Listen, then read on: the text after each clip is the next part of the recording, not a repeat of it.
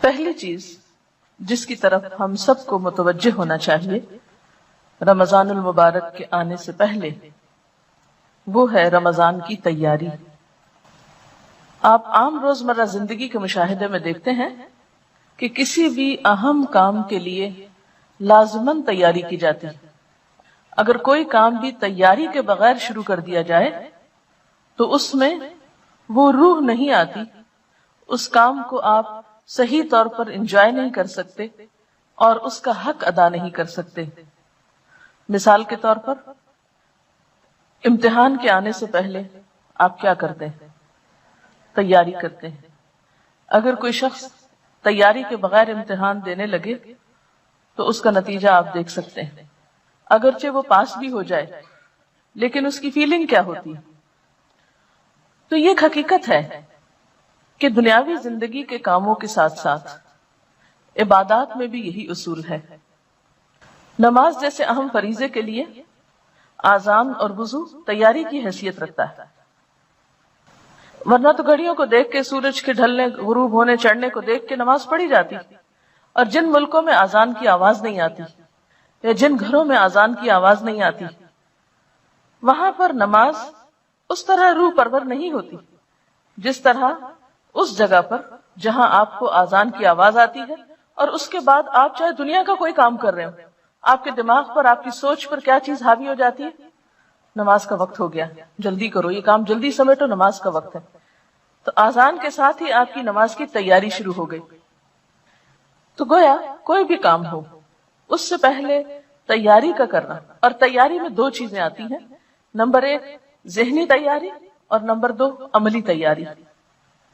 ذہنی تیاری میں کیا چیزیں شامل ہیں کہ آپ اپنی سوچ کو، اپنے دھیان کو، اپنے احساسات کو، اپنے جذبات کو اس طرف موڑنا شروع کریں، ایسے اسباب اور ایسے حالات سے گزریں کہ جس سے آپ ذہنی طور پر اس چیز کے کرنے کے لیے فوکس ہو جائیں۔ عملی تیاری میں کیا چیز آتی ہے کہ مثلا آپ کو معلوم ہے کہ رمضان میں آپ کو اتنا راشن چاہیے، جیسے گھریلو خواتین ہیں جو گھر چلاتی ہیں، اتنا راشن چاہیے، یہ چیزیں خریدنا ہے، یا عید پہ کپڑے بنانا ہے، یا اور جو بھی آپ سمجھتے ہیں کہ آپ کو اتنے لوگوں کو روزہ افطار کرانا ہے، یا زکوٰۃ دینا ہے، یا صدقہ خیرات کرنا ہے، یا درس قرآن دینا ہے، یا جو بھی کام آپ رمضان میں کرنے والے ہیں، اگر بیٹھ کر رمضان سے پہلے ان کے بارے میں مذاکرہ کر لیں، ڈسکشنز کر لیں، گفتگو کر لیں، تیاری کر لیں، عملی طور پر آپ بازار جا کر اپنا حساب کتاب کر لیں کہ کتنا خرید و فروخت کرنی، یا منگوا لیں، اگر آپ خود نہیں جاتے تو بھی منگوا کے سب چیزیں کچن کی ایک طرح سے دوبارہ سیٹنگ کر کے، ہر چیز سحری افطاری کے اعتبار سے، پھر ٹائم ٹیبل آپ کے پاس میں ہونا چاہیے جس کو دیکھ کے آپ سحری افطاری کے اوقات فالو کرتے ہیں۔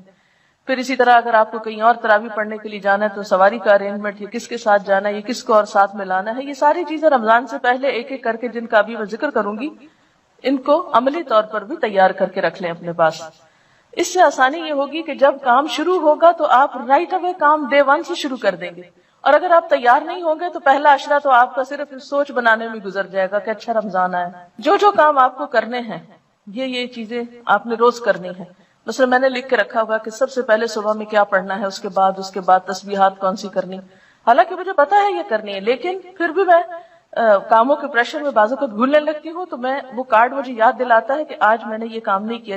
کہ مثلا اگر آپ نے اپنے اوپر کچھ نفل باندھے ہوئے ہیں یا کچھ ذکر خاص کرنا ہے، آپ کو خاص سے مراد مسنون ہی ہے، وظیفہ مراد نہیں ہے کہ 1000 دفعہ کچھ، لاکھ دفعہ کچھ پڑھنا ہے، تو ان سب کے ترتیب بار اپنے چیزیں لکھ کر رکھ لیں۔ پھر یہ ہے کہ جائے نمازیں وغیرہ دھو کے صاف ستھری کر لیں، کیونکہ افسوس کے ساتھ کہنا پڑتا ہے کہ بعض گھرانوں میں اس کا اہتمام نہیں ہوتا، اور بہت فریکوینٹلی یہ چیز دیکھنے میں آتی ہے کہ لوگ سارا گھر صاف رکھتے اور ایک جائے نماز گندی رہ جاتی، شاید وہ مائنڈ کرتے ہیں اس کو دھونا یا گناہ سمجھتے ہیں۔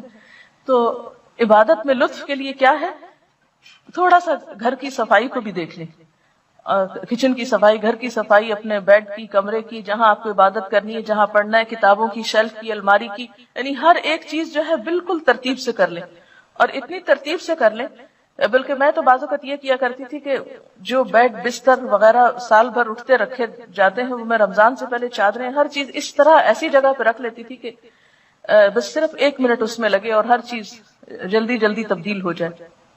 اور لانڈری بھی رمضان کے لیے بچا کے نہیں رکھیں، سب کچھ واش کر لیں، کلین کر لیں. اور اس طرح آپ جب رمضان، جیسے لوگ عید کی تیاری کرتے ہیں، تو عید سے بڑھ کر آپ رمضان کے لیے عملی طور پر تیار ہو جائیں، اور ساتھ ساتھ کارڈ پر ذہنی طور پر عبادات کی تفصیل لکھ کر وہ تیاری کر لیں. اور پھر خاص طور پر یہ بات کہ کوئی بھی نیکی جو نفل کا درجہ رکھتی ہے عام دنوں میں، وہ رمضان میں فرض کا اجر و ثواب پاتی. جو عام دنوں میں نفل کا مقام رکھتی ہے وہ رمضان میں فرض کا مقام رکھتی. پھر اسی طرح فرض جو ہے وہ 70 فرض کے برابر ہو جاتا ہے. پھر اس میں ہمدردی اور غمخواری کا مہینہ ہے، تو ایک دوسرے کے ساتھ آپ ہمدردی اور غمخواری کس طرح کریں. پھر اسی طرح شہر المواسات کے علاوہ خاص طور پر افطار کا جو اجر بتایا گیا ہے، تو اس میں بھی آپ دیکھیے کہ گھر والوں کو بھی آپ افطار کرا سکتے ہیں. افطار پارٹی سے مراد نہیں ہے، اس سے افطار کرانا مراد ہے، کھجور کے ساتھ، پانی کے گھونٹ سے، لسی کے گھونٹ سے، جو بھی اویلیبل ہے.